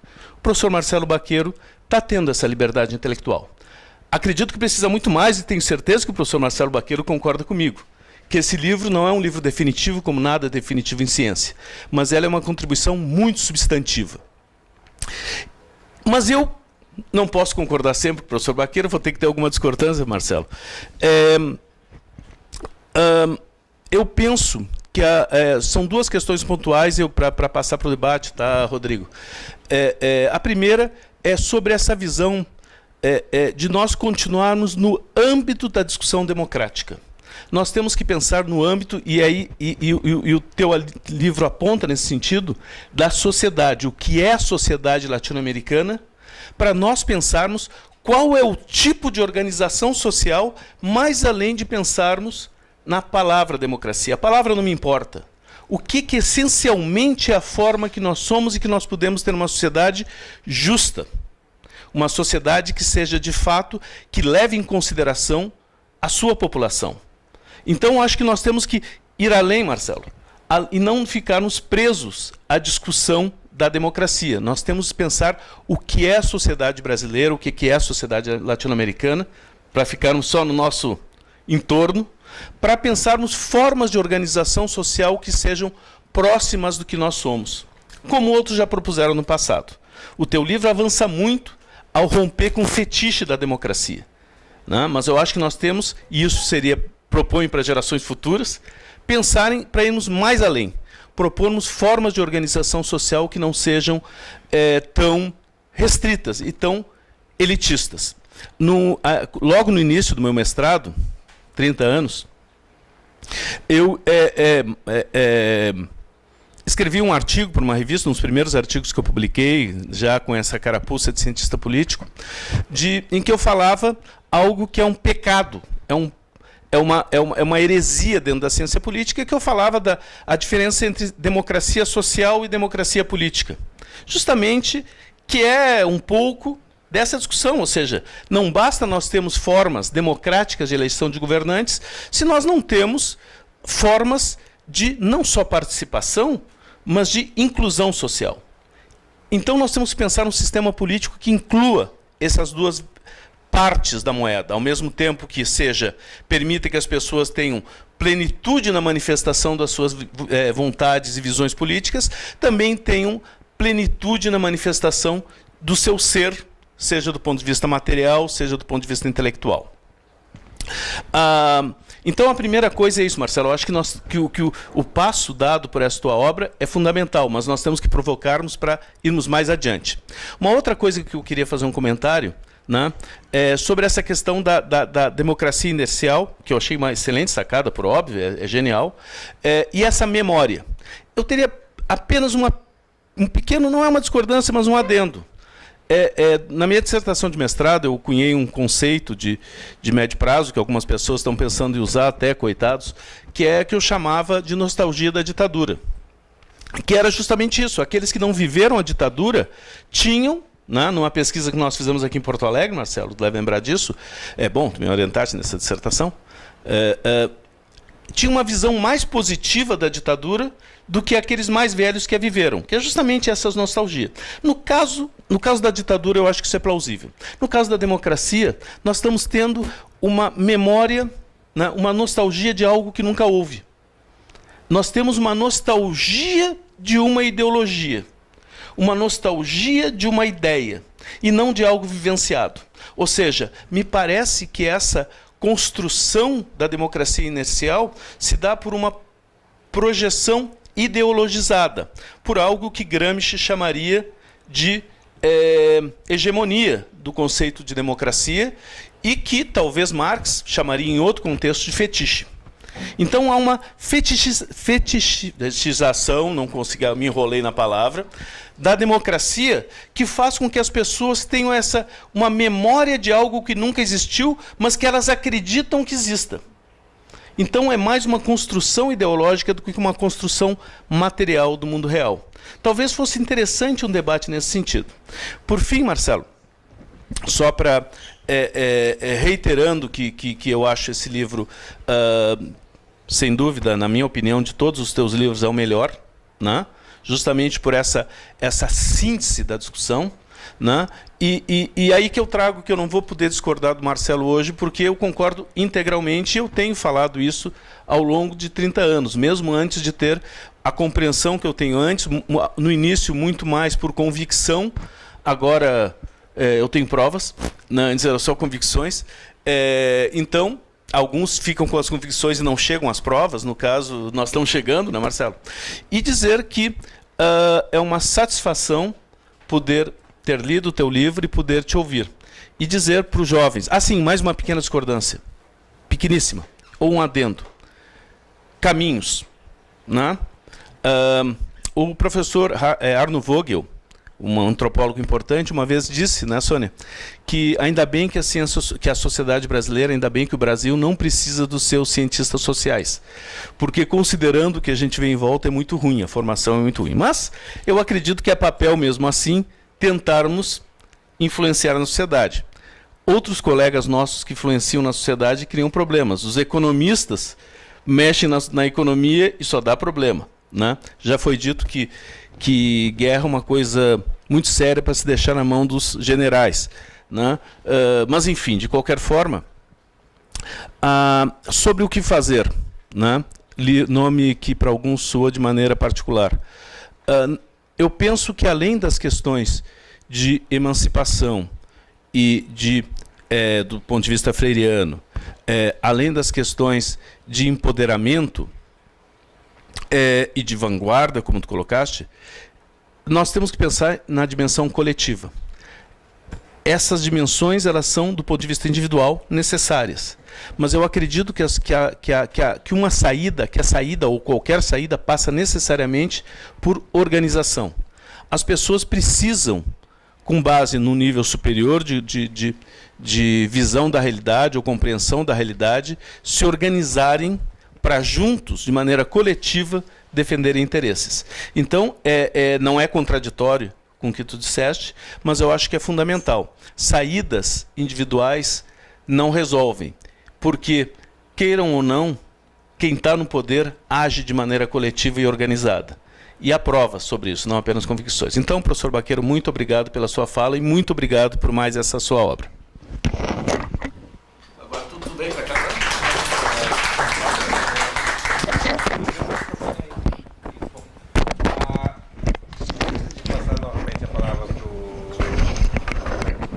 Professor Baqueiro, eu gostaria de abrir a plateia, quem quiser fazer questionamentos, questões, perguntas, a palavra está à disposição.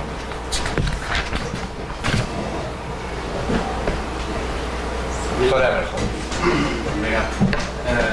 Professor Baqueiro, primeiro parabéns pela sua obra, realmente ainda não li, mas seguramente vou ler. Um pequeno questionamento, assim, me pareceu na sua fala assim, um certo ceticismo em relação aos, vamos chamar assim, dos governos reformistas, né? Quando o senhor fala, né, que nos últimos 30 anos a gente pode perceber que não houve grandes mudanças, em termos de construção da cidadania, me vem em mente, né, que nós passamos nesses últimos 30 anos, além da democratização, por processo da assunção de alguns governos reformistas, né, durante algum tempo, né, Lula no Brasil, sei lá, os Kirchner na Argentina, o Rafael Correa no Equador, e outros tantos. Né. Esse conceito de reformista pode ser questionado também, né, mas estou usando ele na falta de um melhor. A minha pergunta é bastante simples, assim, me parece que na sua fala pareceu que eles não tiveram, não têm grande importância, assim, não fazem ou não fizeram grande diferença, é isso mesmo? Tem mais? Então respondo. Então vou começar com as provocações do professor André, que na verdade eu acho que estamos falando de um pouco diferente, mas convergindo para o mesmo ponto, né? Então, quando tu fala sobre a importância de pensar em tipos de organizações sociais para a sociedade,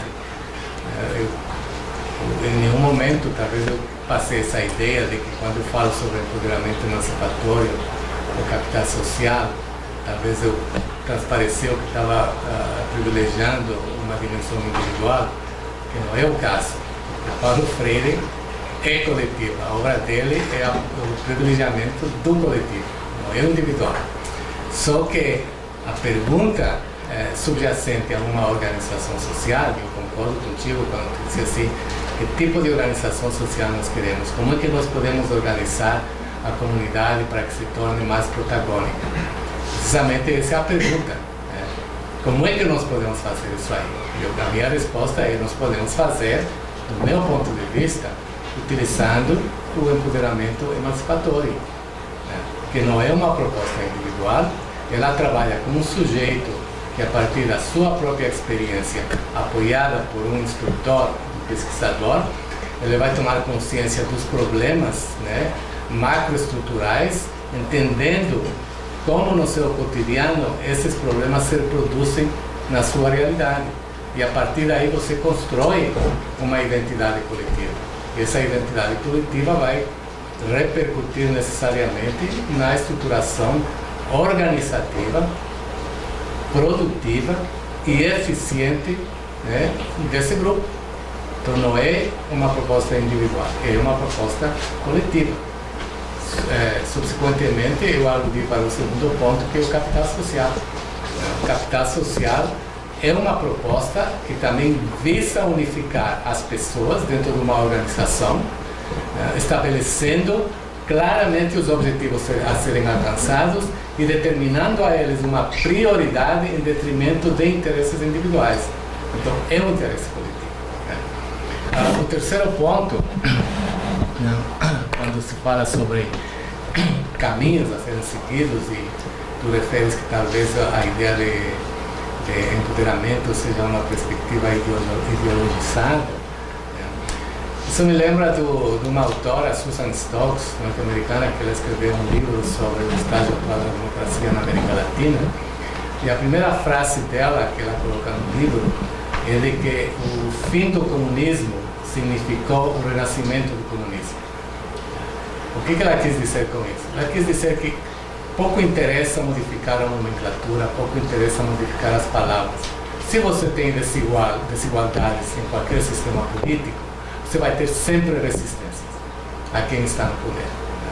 Então, embora o Muro de Berlim supostamente tenha acabado com a ideologia mais socialista ou comunista, as desigualdades fazem com que uma outra narrativa, utilizando os mesmos parâmetros conceituais, seja utilizada. A situação não se modificou. Ela continua sendo igual precisamente pela existência dessas desigualdades. Indo agora para a pergunta do professor Gerson. Emerson. Não, você que tenha trocado de nome. Emerson. Não, Emerson. Tem vários aqui. Eu falei Emerson, não falei?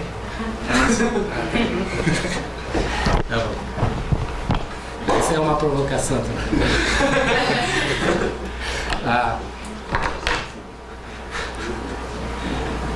Na verdade, Emerson, é o seguinte: Eu sou otimista, tá? Por natureza, vamos dizer assim, mas do ponto de vista, não quero dizer religioso, mas do ponto de vista da humanidade. Tenho um otimismo, né, de que em algum momento, em algum dia, as coisas vão se modificar. Agora, eu sou extremamente cético, e aí respondendo a tua pergunta, que nas condições atuais, da maneira como nós estamos evoluindo, da maneira como se está estruturando a sociedade, da maneira como se exercita o poder, da maneira como se diagnosticam os problemas, da maneira como se estabelecem as políticas públicas, né, que são altamente, na minha opinião, descontextualizadas, né, e no fundo pouco produtivas, né, não deixam margem a não ser um certo ceticismo. Agora, o ceticismo não significa um pessimismo ou imobilidade, né.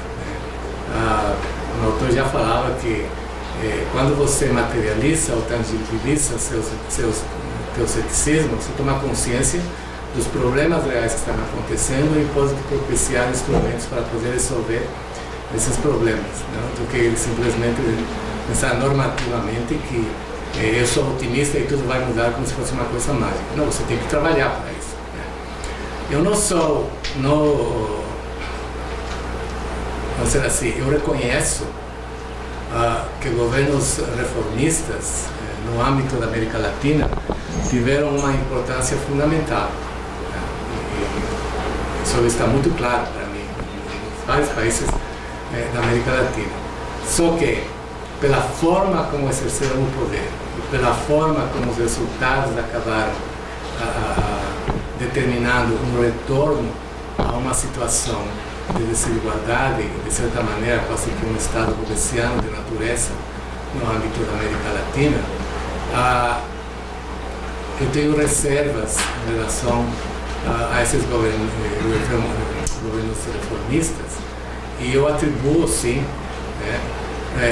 grande parte da responsabilidade do que está acontecendo no país à incapacidade de dar sequência às boas ações que esses governos começaram, não, e que redundaram no que está acontecendo atualmente na América Latina.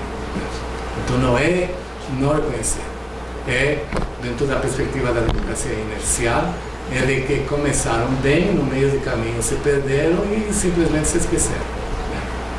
Então não foram protagonistas continuados da história, foram protagonistas de um determinado momento que poderia ter sido o início ou a catalisação de uma transformação estrutural do país, mas que não aconteceu.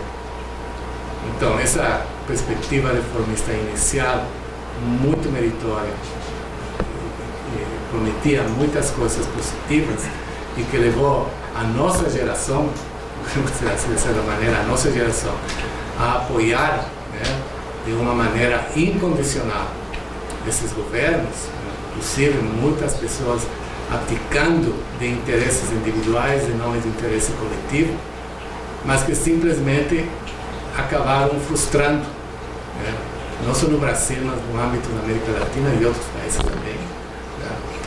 Como digo, o que não significa não reconhecer a etapa inicial. O que eu questiono é a não continuidade disso aí.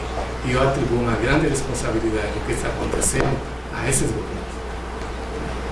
Então, para mim, os fenômenos de governos de direita são, em grande parte, determinados pela inabilidade e incapacidade desses governos reformistas terem dado continuidade, porque se perderam no meio do caminho, né, optando por, como diria Maquiavel, né, ofuscando pelo poder, se corrompendo no poder. Aproveitando a oportunidade, deixa eu fazer a minha pequena provocação. Marcelo, no livro, ao falar de democracia dentro da América Latina, tu dá, digamos, um peso bastante grande para as variáveis endógenas, ou seja, para a questão de organização, da cultura política, da estrutura econômica dos países. O que tu pensa da influência das variáveis exógenas no contexto atual? No passado, particularmente, o grande irmão do Norte, ou seja, os Estados Unidos, foi um fator de intervenção importante. Hoje, em países como a Venezuela, talvez a sorte da Venezuela dependa menos da vontade de seus cidadãos e mais entre a negociação entre China, Estados Unidos e Rússia, para saber para onde vai. E tem aquele indivíduo que eu nunca conheci pessoalmente, mas todo mundo fala em entrevista dessa pessoa, acho que ele mora em Miami, o tal de Mercado, que influencia todo mundo. Como é que esses fatores influenciam os limites e essa inércia da democracia? Quando eu escrevi o livro, Rodrigo, eu pensei nessas variáveis exógenas, né? E tanto assim que eu cito en passant um autor, a Andressa Rubio, que ela fala sobre as democracias tóxicas. A democracia tóxica seria aquela democracia que é influenciada pelos aspectos tóxicos e parasitários das variáveis endógenas pelo grande irmão do norte. E aí eu quis aprofundar esse tema, mas aí eu pensei que além de me levar muito tempo, eu tinha que defender a minha tese de professor titular, né? Além de me levar muito tempo, uma das razões fundamentais foi pensar que essa é uma variável dada sobre a qual nós não temos muito controle, e enfatizar essa questão seria de alguma maneira cair na trampa de atribuir a responsabilidade pelo que acontece nos nossos países a fatores externos. Foi essa a razão que eu incluí como um capítulo separado, embora eu discuta aqui as desigualdades nos Estados Unidos e como que elas estão impactando os países da América Latina. Mas, sem dúvida, esse é um aspecto absolutamente essencial, importante de ser levado em conta, mas aí entra o meu contra-argumento, né? Eu penso que pensar nisso aí e dar muita ênfase a isso aí, apesar de toda a importância que tem, de alguma maneira vai nos engessar, vai nos imobilizar, no sentido de que acabamos colocando nossa incapacidade organizativa, né, a influência, né, de uma entidade externa que nos controla. E eu não acredito nisso aí. Eu acho que essa é a realidade, né? Mas não é como aquele negócio da sociedade de consumo, né? Ninguém te coloca um revólver na cabeça para fazer o que tu não queres. Então, nos Estados Unidos, ele está desempenhando o seu papel dentro dos seus interesses, como a Inglaterra, como a Espanha, né, no passado, para defender seus interesses, mesmo que isso vá em detrimento dos países em desenvolvimento. Nós tivemos a oportunidade, depois da recessão de 1919 nos Estados Unidos, de construir um continente absolutamente autônomo e forte aqui na América Latina. Bastava realmente gerar um processo de integração eficiente, mas não aconteceu por quê? Porque nossos governos são basicamente ineficientes e não tiveram a competência para se organizar internamente. Então, mesmo reconhecendo a importância deles, eu acho que atribuir e fazer nossas análises a partir dessa variável acaba nos imobilizando. Alguma questão mais? Uma rapidinho. Primeiramente, estou parabenizar o professor Baqueira pelo livro, enfim, esqueci os colegas colocaram, mas o Baqueira estava falando sobre essa ideia de inércia, né, de não desenvolvimento, né, da questão da democracia, da efetivação. Lembrei de uma piadinha muito bobinha, que o cara passa embaixo da ponte e vê um homeless, né, um pedinte, e diz: ô, cara, quanto tempo tu tá aí? Fazia tempo que eu não te via, né? Ele disse: não, é que eu tava dando uma voltinha na classe média e agora voltei. Então, é essa sensação que a gente tem escutando um pouco disso, né? Ou seja, essa estagnação. Mas, Baqueira, eu queria te fazer uma pergunta no sentido assim, de uma preocupação que nós todos temos, né, mas de modelos, né? Nós temos hoje, digamos assim, tinha dois grandes modelos, um modelo americano clássico, já falou, americano, né, de democracia, e a China, né, como um modelo importante do ponto de vista da questão de uma perspectiva liberal, autoritária, digamos assim, né, duas soluções. A China tem resolvido significativamente as questões das suas desigualdades internas, né, no país. Se tu fazer esse contraponto nos Estados Unidos, não é o mesmo, ou seja, parece que o autoritarismo chinês, né, o estatismo chinês está respondendo de forma mais eficiente do que a velha democracia clássica liberal nos Estados Unidos, né? E aí fui pensando nós na América Latina, que estamos aqui hoje numa perspectiva talvez muito se afastando da perspectiva liberal e uma perspectiva mais populista ou neopopulista, né? Os novos da nova direita, né? Como é que a gente fica neste campo? Quer dizer, nós vamos para um rumo chinês, um rumo americano, ou ficamos na América Latina nesse hibridismo, nessa democracia inercial, né? Como é que, eu queria que tu comentasse sobre isso, assim, né? Pensando a conjuntura, pensando as tendências, né, que a gente está verificando agora, né, o rumo que o governo está tomando, né, que as questões estão... Haja visto um modelo independente das questões ideológicas, né, mas um modelo de maior intervenção tem resolvido mais as questões da desigualdade do que, por exemplo, o modelo clássico liberal, né? Tem A Sônia também queria fazer a questão? Sim, mas eu não sei se Eu acho que depois fazemos o bloco, já estamos um pouco apertados de horário, então de repente fazemos as duas questões e aí passamos para o Marcelo. vai que ele quiser. Pode. Eu vou responder rapidinho, porque senão vou me esquecer da... Eu ia começar dizendo, Everton, que existe um autor, filósofo, Charles Sable, né, que ele escreveu um livro sobre variedades de capitalismo. E essas variedades de capitalismo basicamente buscam responder à tua pergunta. Então, de alguma maneira, eu vou fazer as palavras do Sable minhas, né? Quando ele disse o seguinte, que atualmente não existe um único tipo de capitalismo, existe uma variedade de capitalismo. Então, você tem o capitalismo sueco, capitalismo americano, capitalismo inglês, capitalismo grego, enfim, né? E todas essas variedades de capitalismo, o que ele está nos ensinando? Né? Transcendendo essa ideia da crise dos paradigmas. Né? Ou seja, está absolutamente claro que se nós nos prendermos a conceitos clássicos, ortodoxos, tradicionais, nós criamos uma camisa de força da qual nós não podemos sair porque os parâmetros conceituais estão definidos.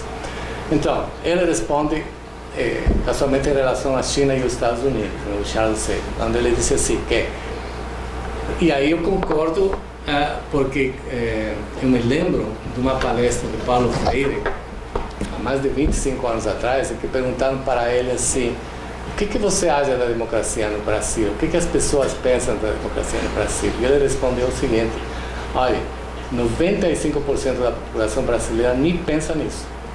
Está pensando na sua sobrevivência cotidiana.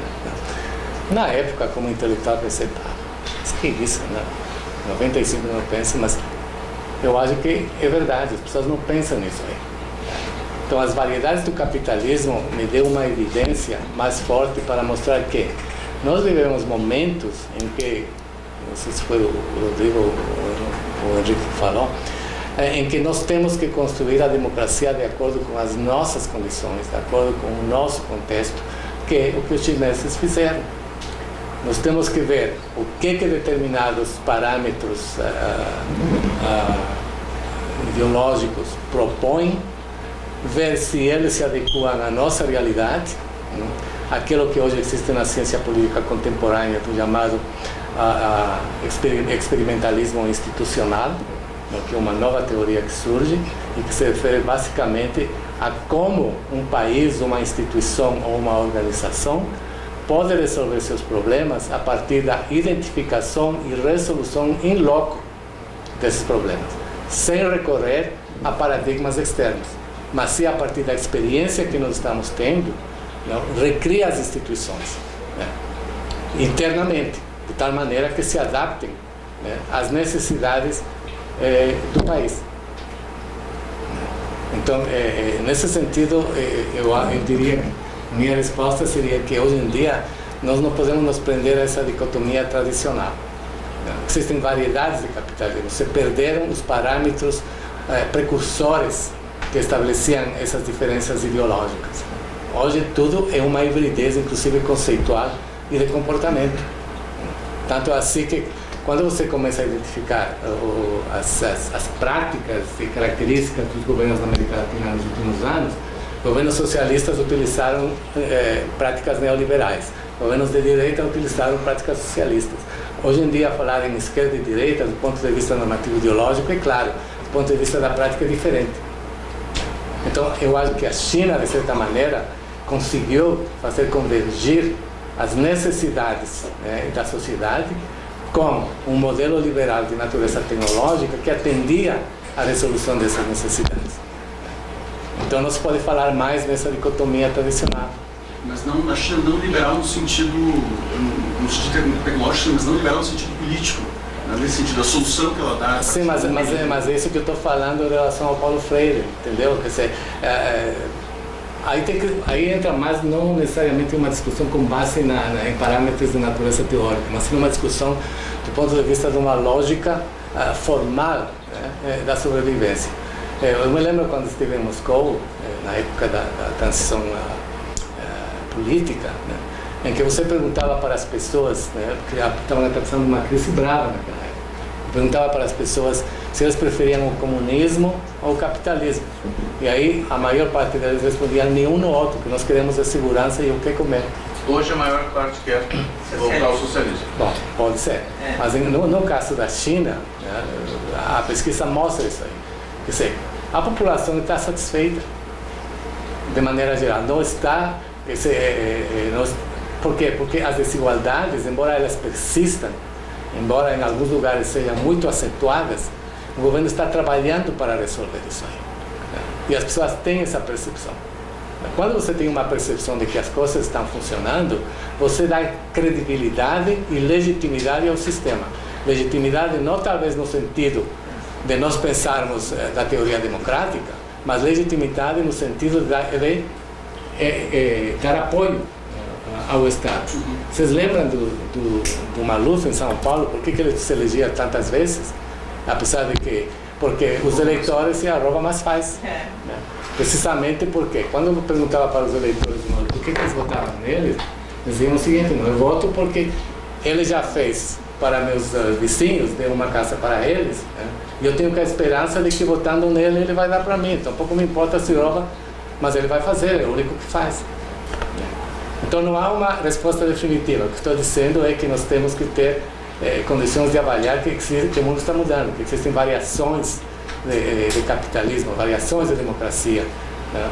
E nós temos que procurar, aí, dentro daquilo que o Fernando falou, um caminho que se adeque às nossas necessidades. Não é aquela ideia de criar uma democracia brasileira, uma democracia peruana, uma democracia boliviana. É uma democracia que atenda minimamente às necessidades de uma vida decente das pessoas, com uma organização eficiente. Aí você vê, por exemplo, inevitavelmente você compara com a Europa, né? Por exemplo, a Inglaterra, que é o país que eu conheço, né? Onde você vê que as pessoas, elas são extremamente respeitosas, por exemplo, com crianças e pessoas da terceira idade, que para mim já era importante.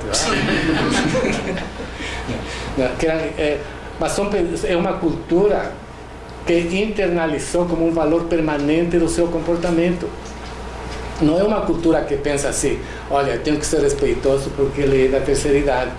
Não, ele já incorporou dentro do seu cotidiano de que isto tem que ser respeitado, isto que é uma regra.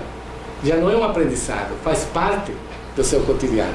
Depois da Segunda Guerra Mundial, a Alemanha, quando constatou que o país estava mantendo uma memória da época nazista, o que eles fizeram? Investiram maciçamente num novo projeto de educação que visasse preparar as novas gerações com valores republicanos.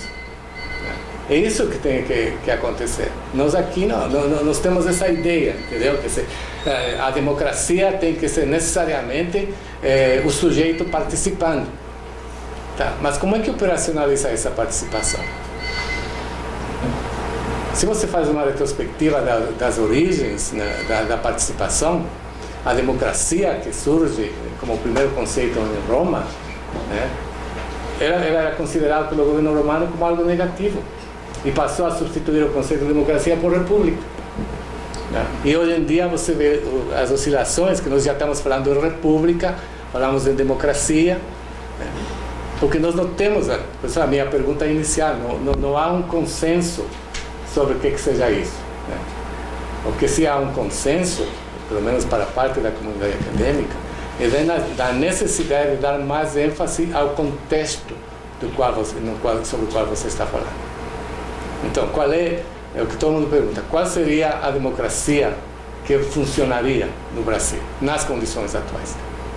Que você tem uma crise de representatividade, crise de legitimidade, crise de credibilidade, crise existencial, crise, enfim. Ai, meu Deus. Tá. Isso está provocando isso aí. Mas, Crise de coluna.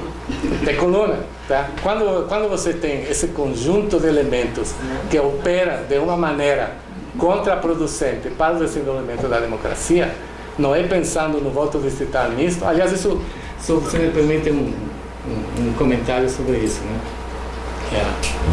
Tá bom, não vou fazer comentário sobre isso. Vou dar tempo para isso. Bom, em primeiro lugar, é uma satisfação ouvir meu professor, que me ensinou tantas coisas, continua ensinando. A gente nunca deixa de ser aluno, na verdade.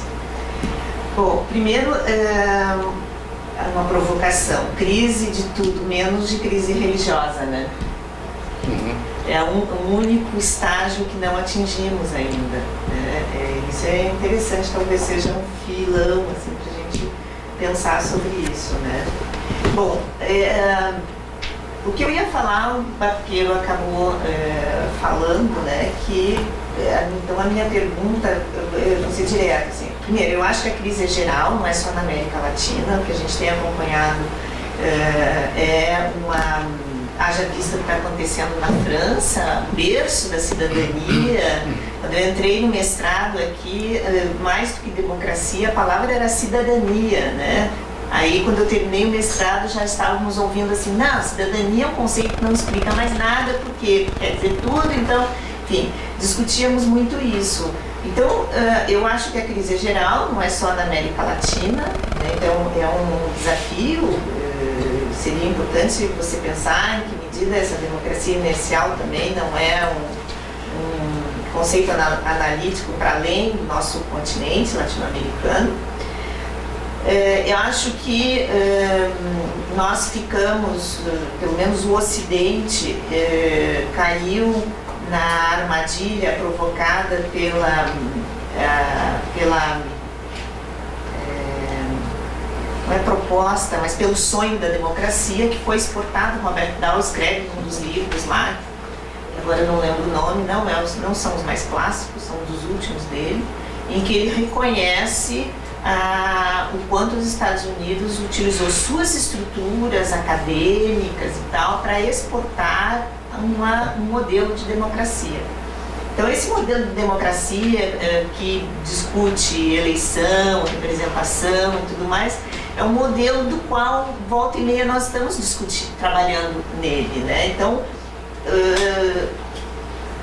eu acho que o seu livro e a sua contribuição para a ciência política, ela é mais do que importante, assim, ela veio no momento, estava discutindo com as gurias, né? Ou seja, como é que a gente avança, a gente detecta você falou ontem, um esvaziamento da discussão política, né? Uma banalização da discussão política, né? E eu acho que você veio assim como uma luva para a necessidade que nós estamos enfrentando hoje. A gente não sabe como fazer isso, né? Ou pelo menos... Então eu acho que a crise é geral, acho que não é só latino-americana, né? E aí a minha pergunta para você é dentro dessa linha do que o Everton falou, porque eu não vejo autoritarismo na China. Ou pelo menos eu procuro não olhar pela lente daqui ocidental. Porque se eu olhar pela nossa lente, realmente eu vou encontrar autoritarismo lá. Mas a gente não sabe se aquilo lá realmente é autoritarismo, né? Talvez em relação à estrutura e à organização social estabelecida já há muito tempo, não sei, talvez não seja. Enfim, então a minha pergunta não há um conceito universal de democracia, embora a gente esteja cada vez mais universalizando, ou seja, tentando encontrar isso em todos os países. Sim, sem dúvida. Foi isso que eu tentei dizer no início, quando identifiquei a proliferação de adjetivos democráticos, né? Que realmente não há um conceito universal. O que existe é uma identificação normativa com os aspectos positivos da democracia, que é utilizado, na minha opinião, pelos governos incumbentes para aí se manipular a população, né? E aí se estabelecem parâmetros conceituais a serem seguidos. Então eu concordo contigo quando tu disse assim, por exemplo, na tua avaliação não existe autoritarismo na China, mas existe autoritarismo se nós utilizamos os parâmetros conceituais da democracia representativa liberal, né? Agora, abstraindo isso, qual é a realidade? É perguntar para os chineses, né, o que é que eles estão achando.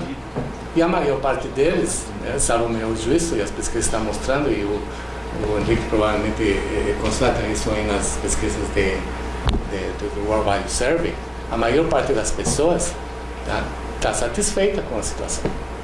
Tem um nicho que não está satisfeito, mas que é normal, em qualquer sistema as pessoas estão insatisfeitas, mas quando a maior parte da população mostra uma satisfação, eu não vejo os chineses aí protestando ou defendendo o golpe de Estado. Entendeu? Então, precisamente, essa tua pergunta é muito importante, porque ela mostra aquilo que eu tentei colocar no meu livro, que é a necessidade de nós estabelecermos parâmetros conceituais, não? Indo além das teorias já estabelecidas, do conhecimento estabelecido, do pensamento predominante, né? E aí, aquilo que eu sempre digo, tem que ousar, né? Tem que contestar. Claro que a contestação pressupõe o domínio de conteúdo. Não pode entrar naquilo que Mangabeira Unger disse no devaneio. Porque muitas vezes na universidade nós identificamos duas maneiras, né, de internalizar o conhecimento. Uma é aquele enciclopedismo tradicional, que a gente lê e repete sala de aula. Aí, cansados disso, né, o professor disse, não, agora vamos usar a criatividade, então vocês têm autonomia para pensar e criar o que vocês quiserem. Aí as pessoas entram num devaneio, né? Começam a criar coisas absolutamente irreais, né? Quer dizer, trabalhar conscientemente com conhecimento significa você dominar. Você tem que dominar o conhecimento estabelecido para construir alternativas, né? E é isso que, na minha avaliação, falta na América Latina. Eu tenho oportunidades de participar, assim como vocês, em diferentes congressos na América Latina que lidam com o avanço, né, da ciência social nos nossos países, e há um consenso, né, em relação a isso, quer dizer, nós temos que sair dessa trampa, desse buraco, né, e criar nossos próprios conceitos. O problema é que dizer não se torna extremamente difícil, porque aí você é excluído do pensamento dominante. É muito mais fácil dizer sim, porque aí você entra na rede virtuosa, né? Rodrigo, só um diga. Para quem tem interesse em China, tá? Tem um livro que eu recomendo. É um livro em inglês, a tradução do título é O Modelo Chinês, Meritocracia Política e os Limites da Democracia, de Daniel Bell. Não é o mesmo Daniel Bell, é o...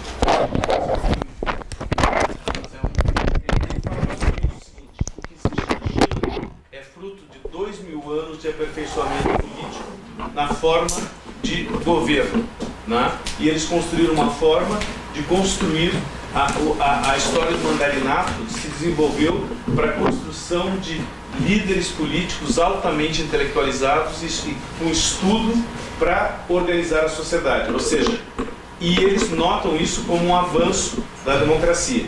É um livro excelente, infelizmente eu não tenho como emprestar porque eu só tenho em Kindle, né? Mas em Kindle ele é baratinho.